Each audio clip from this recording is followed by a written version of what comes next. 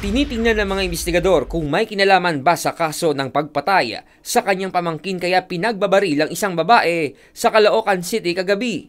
Idiniklara ng mga doktor na dead on arrival sa Chinese General Hospital si Marianina Arcenas matapos na pagbabarilin ito ng hindi pa nakikilalang sospek sa Agudo Street sa Caloocan City bandang alas 10:35 kagabi. Sugatan naman ng isa pang lalaki nang madaplisan ito ng bala sa hita. Nakunan pa sa CCTV ng barangay ang mga sospek. Una ay isang riding in tandem at lalaking naglalakad ang nakita na tila minamanmanan ang biktima.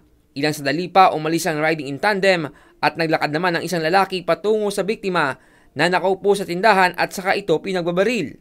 Pagkatapos ay agad na tumakas ang sospek at sumakay ng motorsiklo. Ayon naman sa nakakilala sa biktima na tumanggi nang humarap sa kamera, marami umanong natatanggap na death threat si Arcenas. Hinihinalang mula sa kanilang kalaban sa isang kaso patungkol sa pagpatay sa pamangkin nito noong 2015. Gustuan niya ng kanilang kalaban na magpaareglo ngunit tumatanggi si Arcenas at gusto pa rin ituloy ang paglilitis dahil malakas umano ang laban nila.